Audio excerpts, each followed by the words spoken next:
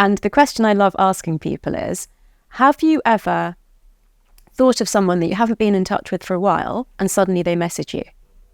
Has that ever happened to you? Yeah, of course. So everybody says, of course. Is that what you messaged me the other day?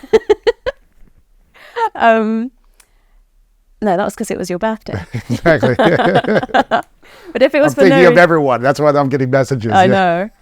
So if that phenomenon happens, why is that? Why does that happen when you're thinking of someone and then the next day they text you or call you? Well, we don't know, but that's what I'm so excited to dive into next. Fascinating, yeah. right? Because if you can control that, then what are the possibilities?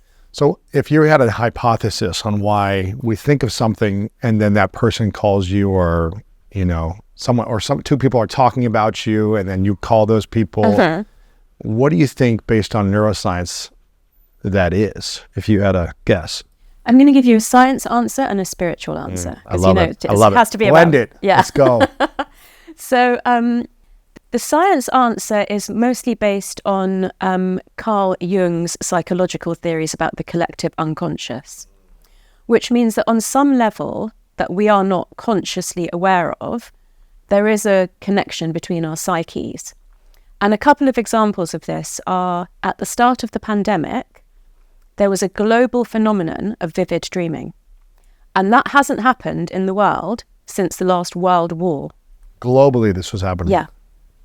So literally, me in my country house in England, you in LA, someone in a tiny village in Africa, we were all experiencing that. And it was mostly anxiety-based, which completely makes sense, right? But for people in very, very different circumstances, and dreaming is a huge part of our emotional processing, that was going on. Then there's the example of people saying you thought of somebody and then they messaged you. Twins definitely seem to have a higher level of being able to know if the other one's thinking about them. So that is to do with, the only explanation that we have for that at the moment is this potential collective unconscious idea. And then, because I've been doing some research into the first American cultures, one of the things I've learned is that our construct of time as linear, which is that there's a past, a present, and a future, well, that's a man-made construct. We don't actually know how time works. A lot of the first American nations believe that time happens in a spiral. And so as you are progressing through your life, you are passing by times and things and people that you've passed by before. And most people just have blinkers on and aren't aware of that at all. But if you're more open to the fact that time works in a different way, then you would understand that there's no such thing as coincidence or serendipity.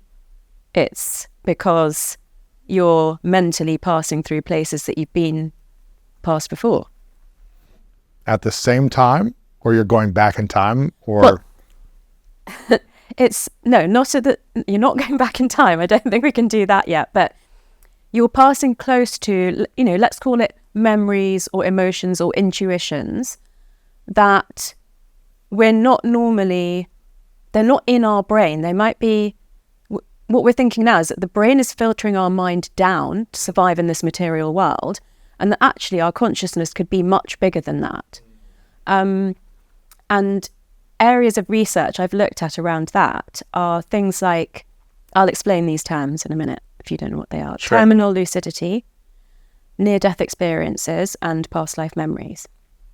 So terminal lucidity is when someone who's got dementia or they've had a stroke or a brain injury suddenly becomes completely lucid. So they go from not recognizing their own children, not even knowing that they have children anymore, to suddenly saying, Lewis, son, come here. I want to say something to you that's really important to me. And usually they die within 1 to 24 hours of that happening. It's like when they come back to like who they were or where they are now, it's like quickly the end is coming soon. The end is coming. But why is that? We don't know why, but so basically there's this amazing doctor called Dr. Alexander Bathiani, who's this is his life's work. He's head of the Viktor Frankl Institute, and from that, lineage of Austrian psychologists that are kind of super famous. And so he's documented many cases of this.